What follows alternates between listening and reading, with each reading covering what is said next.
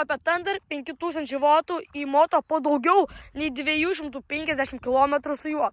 Tai jis yra Surono dydžio, tai yra mažesnis variantas ir didesnis, tai aš pirkau didesnį ir turi 3 pavaras, tai pirma važiuoja iki 40 km per valandą, antra iki 70 ir trečia iki 80. Tai jo ekranas yra va čia, tai važias rodo, tai važiuoju 309 padaręs km su juo, pirkau iš Mankis, tai jo, tikrai geras, bet jis nelabai yra skirtas po miestus važinėti, labiau po žvyrkelius, miškus ir va tokias teritorijas. Tai vienas minusas apie Thunderį yra jo sukimas, tai jis tik tiek užsisuka, tai realiai jeigu aš čia norėčiau apsisukti, tai tikrai neišsukčiau, reikėtų privažiuoti, tada atsistumti ir tada vėl nuvažiuoti, tai jo galėtų padaryti daugiau sukimą. Tai vienas dalykas geras apie jį, tai yra jo trodolas, tai pavyzdžiui, vos pasuki ir tu iškart greičiau važiuoji, nes ant kitų tai tu grinai pasuki ir po sekundės tik reaguoja. Tai jo šitas tikrai yra geras dalykas, nes labai reaguoja. Tai jis su pilnu pakrovimu gali nuvažiuoti 100 km, tai yra realiai tikrai geras atstumas, nes daugiau tikrai nelabai ir važiuosi, o paskui to gali pakrauti. Tai jis ateina su va tokią bateriją, tai realiai pilnai pakrauna per 2 valandas ir motociklą reikia krauti va per čia. Kas man dar apie jį patinka, tai yra jo amortizatoriai, va čia gale ir, aišku, priekyje, tai jie yra žiauriai geri ir žiauriai patogu važiuoti. Aš nesuprantu, aš čia filmuoju ir jau kokį 3 kartą matau tą lėktuvą. Blamą, mano moca bando pavogti. Vieno dalyko, aš tikrai nedaryčiau, niekada nepirkčiau motociklą, kuris važiuoja mažiau nei 100 km, nes, pavyzdžiui, jeigu pirkčiau motociklą, kuris 50 km važiuoja kilometrų, tai tu niekur realiai nenuvažiuosi, nes tiesiog nuvažiuosi kokį 10 km, prieki 10 km atgal, ir tu daugiau bijos važiuoti nepasikrovęs, ir dar išsitrauši, ir tada reikia stumtis namo. Šitas tai grinai nuvažiuoja 100, bet jeigu pilnai varai, tada truputį mažiau. Man čia truputį baisu važiuoti su viena ranka, tik posūkiu. Bet taip tai žiauriai fainai su jo važiuoti. Dar kitos pusės, kada bus vasara. Su jau rankom lengva, bet su viena tai reikia savo. Blamba, reikia savo. Ne, jeigu aš susipriešinu, tai čia yra oi, dar kalniukas. Opa. Tai kas man dar labai patinka, tai yra jo stabdžiai. Tai realiai žiauriai geri, nu dabar blogiau, nes aš realiai su viena ranka negaliu imti, nes aš laikau telefoną. Tai jo stabdžiai yra žiauriai geri, bent kol kas, nežinau, kaip bus paskui. Jei galvojate, ar galite dviese važiuoti ant šito motociklo, tai tikrai laisvai galite, nes, pavyzdžiui, aš su draugu važiavau kartu 120 km, tai net nesudėtėjo motociklas, man tiek pat važiuoja, tai jo žiauriai gerai dviese. Ką reikia žinoti, pavyzdžiui, jeigu paspaudu park mygtuką, labai dažnai, pavyzdžiui, dabar jis tiesiog neįsijungia ir jo reikėtų tai sutvarkyti. Jo, čia tikrai didelis, nes, pavyzdžiui, aš kalbu su draugu ir aš tiesiog kartais va taip pasukioju ir pradeda važiuoti, o aš kartais tik pilnai užsuku ir tada nuskrendu tiesiog nuo motociklo. Tai jis, pavyzdžiui, švietos tikrai stipriai traukia, bet kad pakeltų, tai tikrai ne.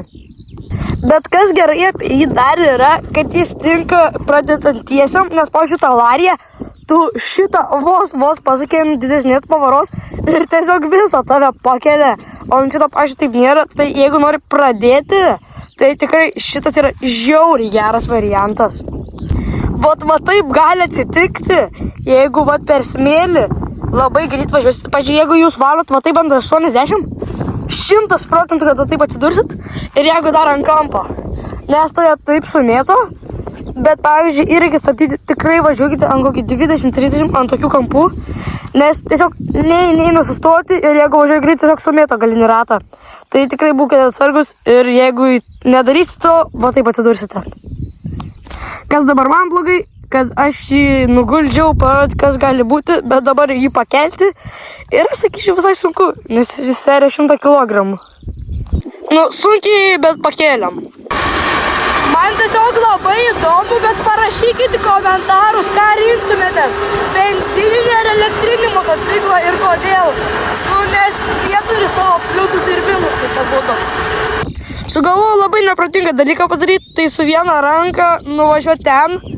Aš galvoju, gal aš tai pasilaikysiu. Gerai, bandau. Ai, pusiau, ai. O, ne, telefoną pabėsiu.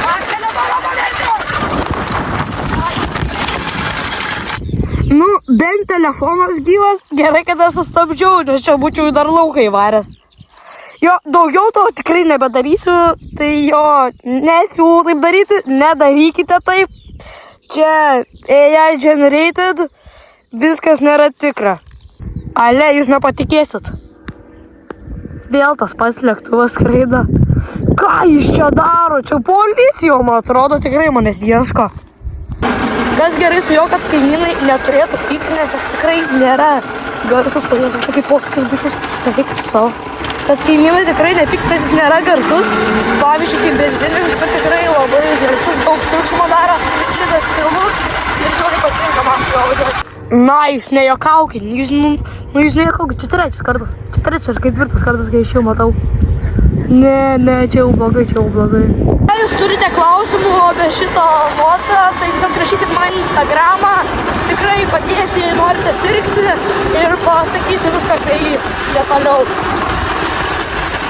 O gal čia supibliam, neįstauksi, dėkai, o žiūrėk šuniukas.